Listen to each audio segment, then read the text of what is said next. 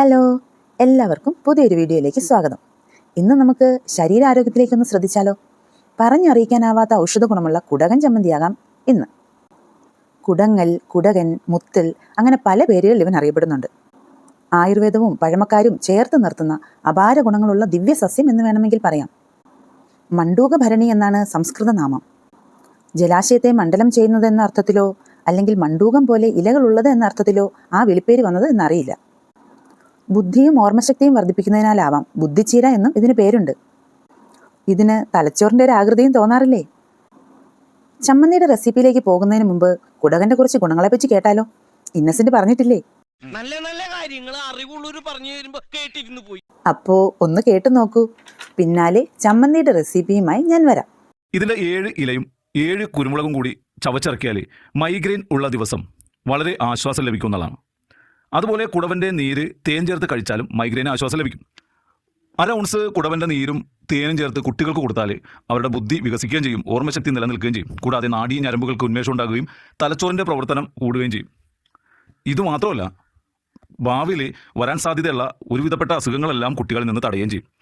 ഇത് 41 ദിവസമാണ് മുത്തലിൻ്റെ കഴിക്കേണ്ട ഒരു കാലയളവെന്ന് പറഞ്ഞിട്ടുള്ള. ജീവിതകാലം മുഴുവനും കഴിച്ചുകൊണ്ട് പോകാൻ ഒരു പച്ചില അല്ലെങ്കിൽ ഔഷധ സസ്യവും കഴിച്ചുകൊണ്ട് പോകേണ്ട കാര്യമില്ല. നമുക്കൊരു 41 ദിവസം ഇതിൻ്റെ ഒരു കോഴ്സായിട്ട് കണ്ട് കഴിക്കാം. ഇതിൻ്റെ ഉപയോഗം നമ്മുടെ തലച്ചോറിലെ കോശങ്ങളുടെ പ്രവർത്തനങ്ങളെ ചെറിയ രീതിയിലല്ല വലിയ രീതിയിൽ പ്രവർത്തിക്കാനായിട്ട് സഹായിക്കും. അതുകൊണ്ടാണ് ഇതിനെ ബ്രെയിൻ ഫുഡ് എന്ന് പറയുന്നത്. നിങ്ങൾക്ക് ചിലപ്പോൾ അത് അറിയാൻ പറ്റുമായിരിക്കും.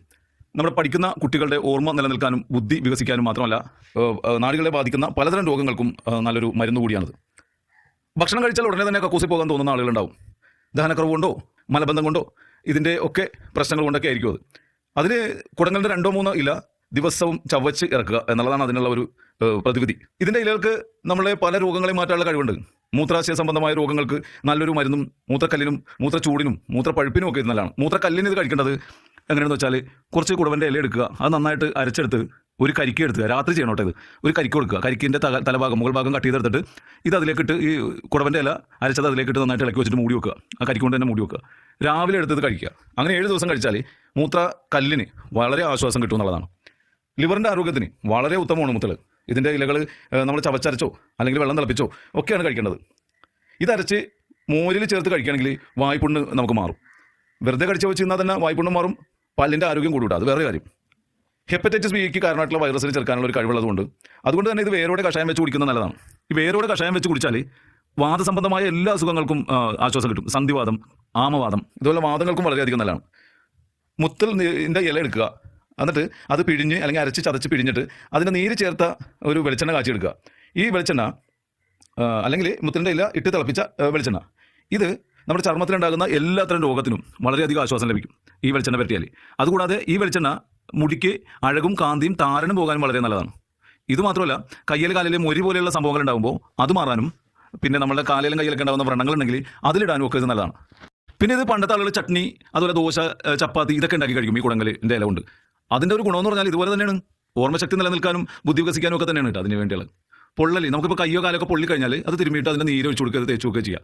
അതുപോലെ തന്നെ നേരത്തെ ഞാൻ പറഞ്ഞ ആ വെളിച്ചെണ്ണ കാച്ചി വെച്ചിട്ട് ആ എണ്ണയും പുരട്ടി കൊടുക്കുക. ടോൺസിലൈറ്റിസിന് മുത്തലിൻ്റെ ഇല, പച്ചമഞ്ഞളുടെ നീര്, അതുപോലെ ചുവന്നുള്ളിയുടെ നീര്, മുത്തലിൻ്റെ ഇലയുടെ നീര്, പച്ചമഞ്ഞളുടെ നീര്, ചുവന്നുള്ളിയുടെ നീര് ഇത് അല്പം എടുത്തിട്ട് നെറുകയിൽ തേച്ച് കൊടുത്തു കഴിഞ്ഞാൽ ടോൺസിലൈറ്റിസിന് വളരെയധികം ആശ്വാസം കിട്ടും. ഇത് കുട്ടികൾക്ക് കൊടുക്കുന്ന ഒരു രീതി പലരും ചോദിക്കാറുണ്ട്, അന്വേഷിക്കാറുണ്ട്. കുട്ടികൾക്ക് കൊടുക്കാൻ ഏറ്റവും എളുപ്പം ഇലയുടെ നീര് ഒരു 1/2 ഔൺസ് എടുത്തിട്ട് അത് വെണ്ണയിൽ ചാലിച്ച അല്ലെങ്കിൽ അത് തേനിൽ ചാലിച്ച ഒക്കെ കുട്ടികൾക്ക് കൊടുക്കാം. അവരുടെ ബുദ്ധി വികസിക്കുന്നതും അതുപോലെ നല്ല ഓർമ്മശക്തി നിൽക്കുന്നതും ഒക്കെ നമുക്ക് അനുഭവത്തിൽ തന്നെ വരും. പിന്നെ ഗർഭിണികൾക്ക് വിളർച്ച ഉണ്ടാകുമ്പോൾ മുത്തശ്ശിമാർ പണ്ട് കുടങ്ങലിൻ്റെ ഇല ചേർത്തുള്ള ആഹാരങ്ങൾ നൽകിയിരുന്നു വിളർച്ച ഇല്ലാതാക്കാൻ. അതൊക്കെ പണ്ട് കാലം മുതലേ ചെയ്തു വന്നിരുന്ന ഒന്നാണ്, നമ്മളിന്ന് മറന്നുപോയതുമാണ്. ഇത് നമ്മളെ വീട്ടിൽ കൊണ്ടുപോയി നട്ടു വളർത്താം. ഇതേപോലെ ഉള്ള ഒരു കുടങ്ങലിൻ്റെ വേരോട് കൂടിയുള്ള ഒരു കഷ്ണം കട്ട് ചെയ്തെടുത്തിട്ട് നമുക്ക് ഗ്രോ ബാഗില ചട്ടിയില ഒക്കെ വീട്ടിൽ കൊണ്ടുവന്ന് പിടിപ്പിക്കാം. ഇത് വളർത്തുന്നത് വളരെ നല്ലതാണ്. ഇത് പ്രമേഹത്തിൽ നിന്ന് രക്ഷപ്പെടാനായിട്ട് ഇത് സ്ഥിരമായിട്ട് ഭക്ഷണത്തിൽ ചേർത്താൽ നമുക്ക് പ്രമേഹത്തിൽ നിന്ന് രക്ഷപ്പെടാം. പ്രമേഹം ഇല്ലാത്ത ആളുകളാണെങ്കിൽ വരാതെ നോക്കുകയും ചെയ്യും. മൂത്രാശയ സംബന്ധമായിട്ടുള്ള എല്ലാ രോഗത്തിനും ഇതിൻ്റെ വെള്ളം തിളപ്പിച്ചിട്ട് കുടിക്കണമല്ല. സാധാരണ വീട്ടിൽ കരിങ്ങാലി, കാതലി അങ്ങനെയൊക്കെ കുറേ സാധനങ്ങളുണ്ടല്ലോ, അത് തിളപ്പിച്ച വെള്ളമല്ലേ നമ്മൾ കുടിക്കുന്നത്. അതിന് പകരം ഇതിൻ്റെ ഇലയിട്ട് തിളപ്പിച്ച വെള്ളം നമുക്ക് കുടിക്കാം. പിന്നെ ഇതിൻ്റെ കുറച്ച് ഇല എടുത്തിട്ട് തണലത്ത് വെച്ച് പൊടിക്കണം. തണലത്ത് വെച്ച് ഉണക്കിയിട്ട് പൊടിക്കണം. അങ്ങനെ തണലിൽ ഉണക്കി പൊടിച്ചു കഴിഞ്ഞാൽ അത് ഫേസ് പാക്കായിട്ട് നമുക്ക് ഉപയോഗിക്കാം. ഇത് റോസ് വാട്ടറിലോ അല്ലെങ്കിൽ തേനിലോ അല്ലെങ്കിൽ പാലിലോ ഒക്കെ ചേർത്തിട്ടാണ് നമ്മളിത് ഉപയോഗിക്കുന്നത്. അങ്ങനെ ചേർത്തിട്ട് നമ്മുടെ ശരീരത്തിൽ പുരട്ടുകയും ചെയ്യാം. ഇപ്പോൾ വലിയ പ്രായമൊന്നും ആകാത്ത ആളുകൾക്ക് വലിയ പ്രായമുള്ള പോലെ തൊലിയൊക്കെ ചുരുണ്ടു പോകുന്ന അവസ്ഥ, അതിൻ്റെ ഇലാസ്റ്റികത പോകുന്ന അവസ്ഥയൊക്കെ ഉണ്ടാവില്ലേ. അങ്ങനെ വരുമ്പോൾ ഇത് ആ തൊലി പുറമെ പുരട്ടി കഴിഞ്ഞാൽ, സ്ഥിരമായിട്ട് പുരട്ടി കഴിഞ്ഞാൽ അത് ആ തൊലിയുടെ ചുളിവുകളൊക്കെ മാറി, പാടുകളും ഒക്കെ മാറി നല്ല ഭംഗിയാകുകയും ചെയ്യും.